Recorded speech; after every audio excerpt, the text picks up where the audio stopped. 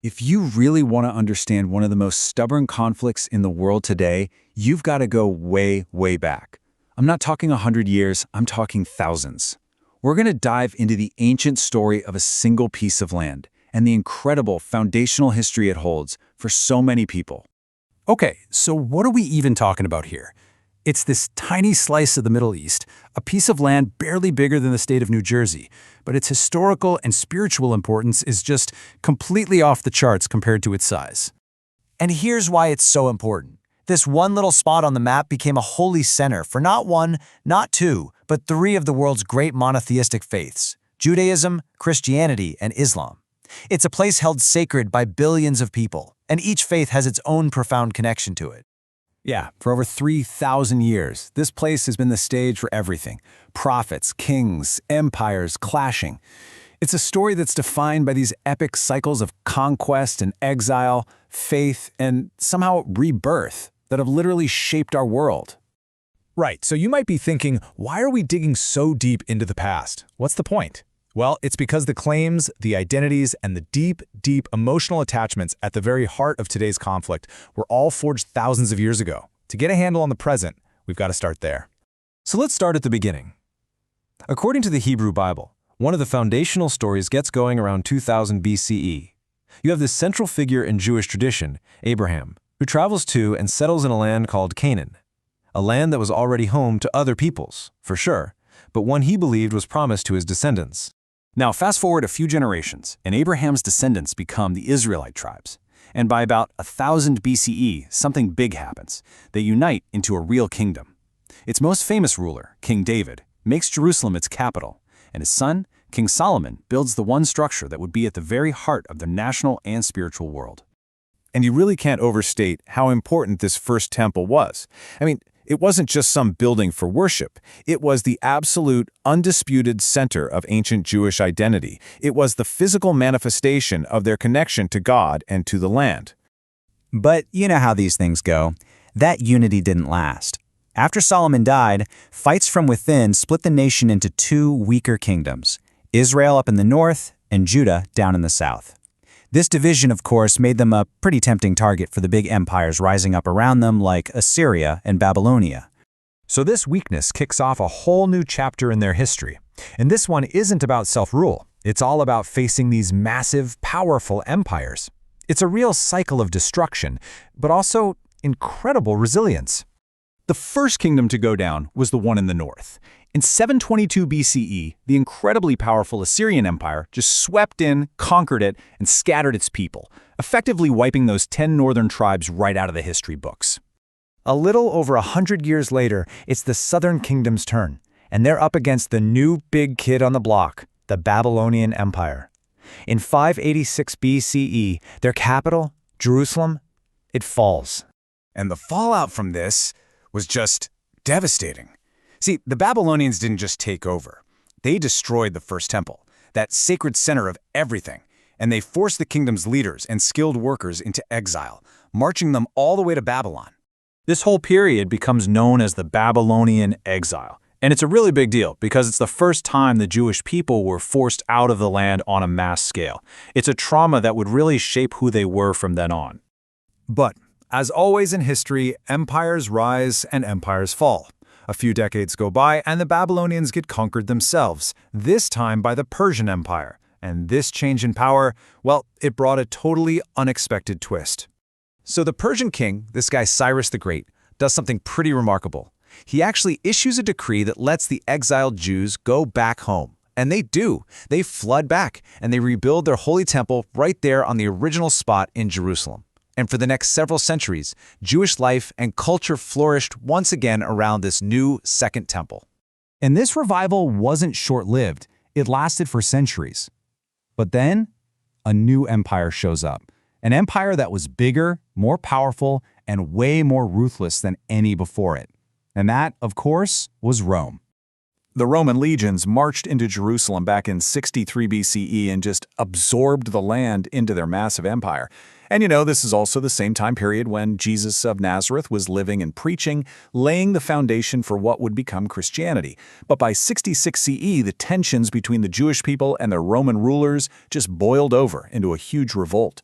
The Roman response, it was swift, it was total, and it was brutal. So in the year 70 CE, after a horrific siege, the Roman armies finally break into Jerusalem. They just decimate the city, and in an act that would echo for thousands of years, they burn the Second Temple to the ground. It was an absolute catastrophe, hard to even imagine. What happened next is what we now call the Jewish diaspora. And you have to understand, this wasn't like the Babylonian exile, which lasted a few decades. This was a scattering of Jewish people all over the world that would go on for almost 2,000 years. But, and this is super important, the land wasn't empty. Not at all. Some Jewish communities stayed, living alongside other local people, and that population would continue to live there for centuries. So all of this ancient history leaves us with a huge legacy. And it brings up a really profound question that just hangs in the air for the next 2,000 years, while the land itself keeps changing. Seriously, just think about that number for a second. 2,000 years. For nearly 2 millennia, most Jewish people are living outside that land. And during that time, the region itself changes dramatically. It becomes a major center for the new Christian faith, and then later, in the 7th century, it becomes incredibly important to another new religion, Islam, with Jerusalem becoming its third holiest city.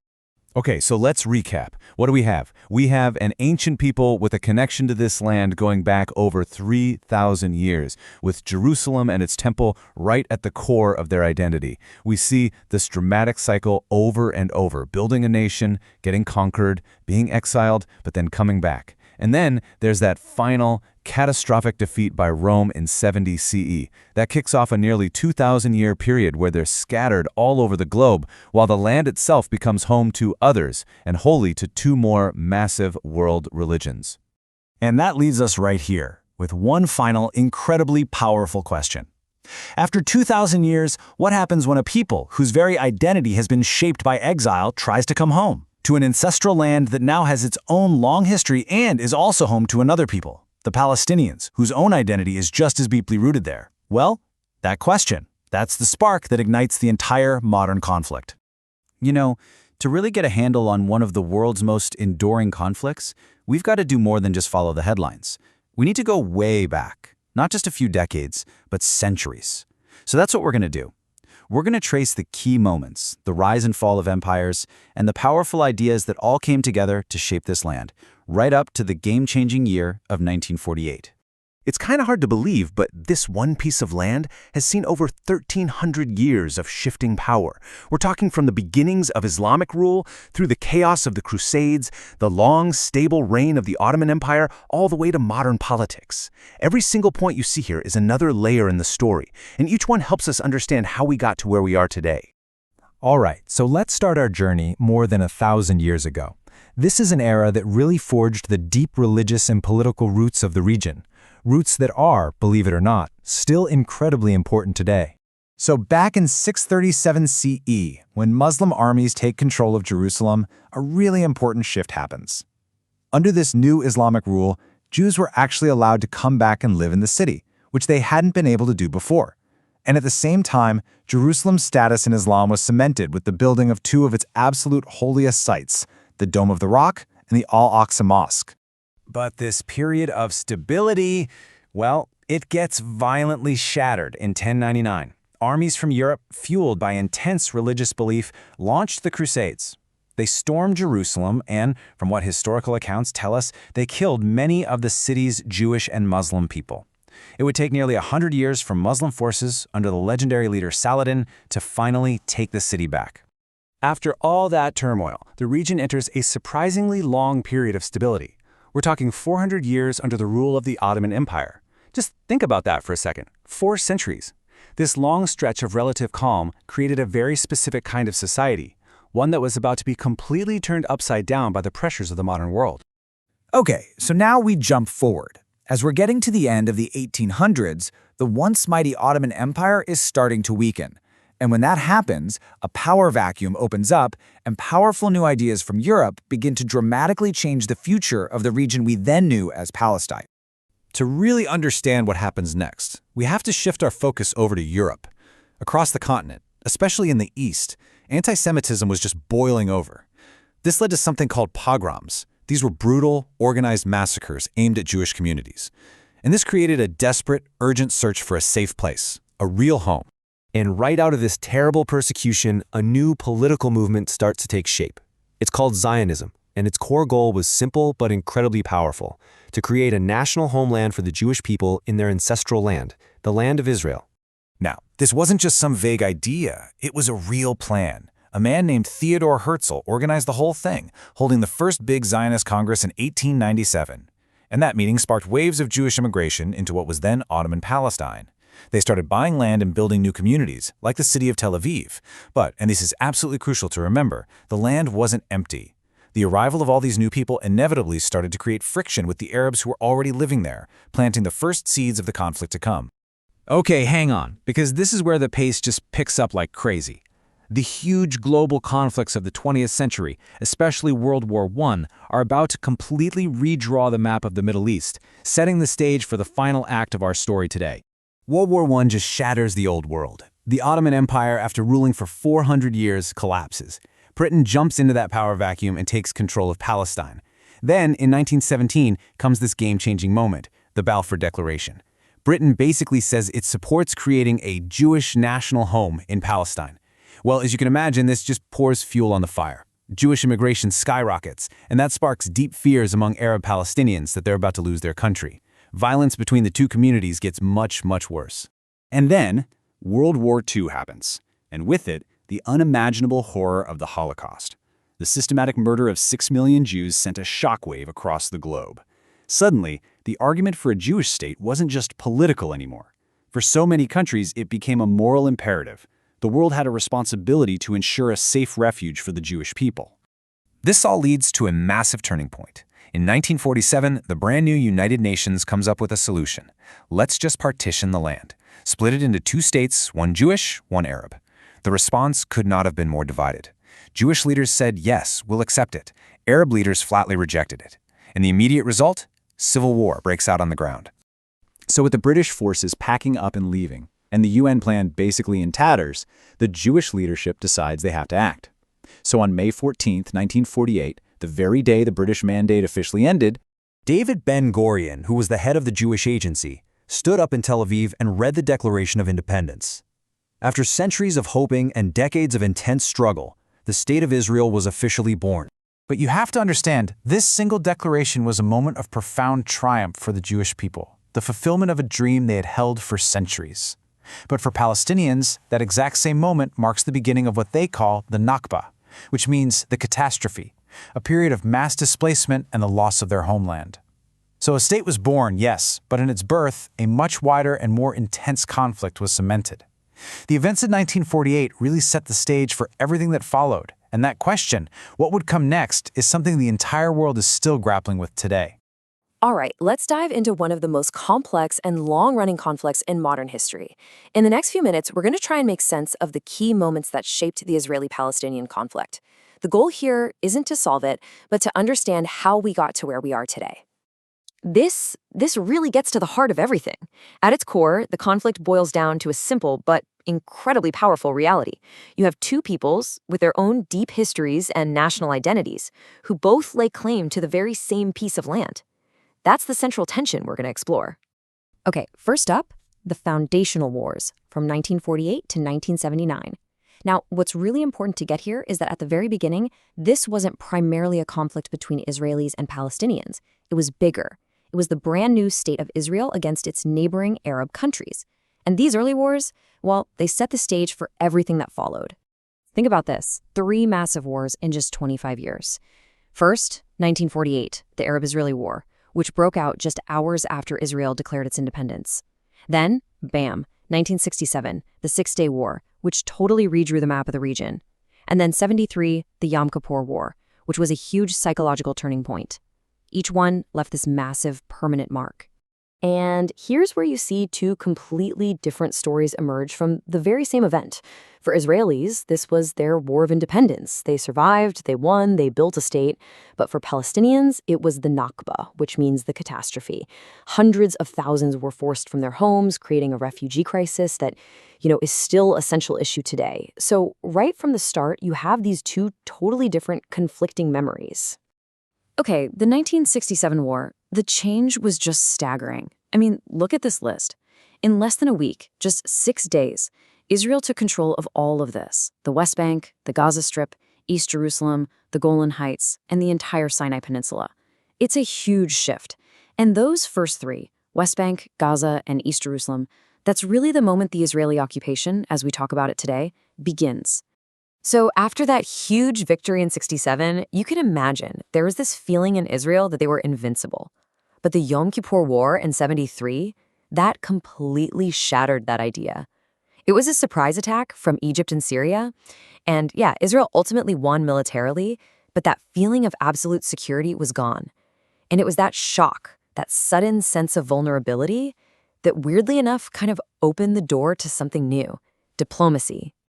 And here's that new possibility in action. In 1979, something huge happens.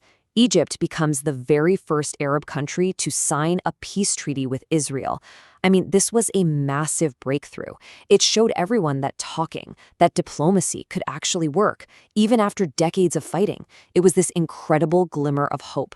All right, that brings us to our next chapter: uprisings and peace accords from 1987 to today. And this is where the conflict really changes. It stops being about these big wars between countries and becomes much more of a direct struggle between Israelis and Palestinians, right inside those territories we just talked about. So a word you hear a lot when talking about this period is Intifada. What does it mean?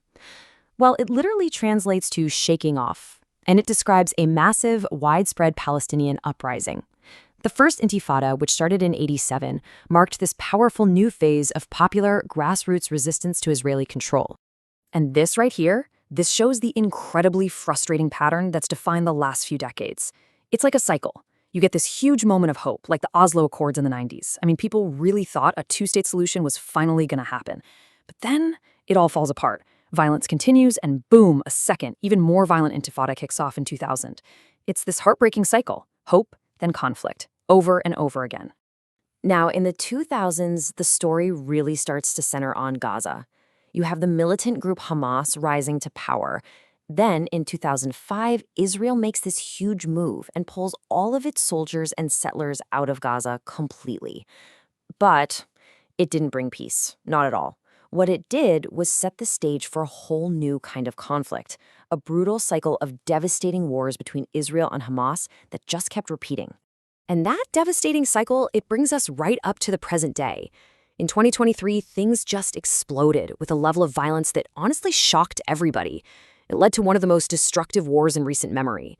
It's just this incredibly painful reminder that this is not ancient history. It's happening now, and it's still so unresolved. So we've walked through this long timeline of wars, uprisings, and peace deals that didn't stick. And it brings us right back to where we started, to that fundamental reality: two peoples, one land, the human heart of it all. Because at the end of the day, it really does boil down to two powerful, competing national stories. On one side, for many Israelis, this is about coming home. It's about restoring their ancient homeland after thousands of years of exile. And on the other side, for Palestinians, this is the land where their families have lived for generations, and their story is one of a long, painful struggle for their own independence. And that's the thing, right? This quote says it all. This story isn't over. It's not something you just read about in a history book. We are watching it being written right now in real time. So we're left with this huge open question. After all this time, after a century of conflict, how does this story continue? You've got two peoples with these deep roots in the exact same piece of land. The future is a total blank page. And honestly, the answer to that question, it's something the entire world is waiting for.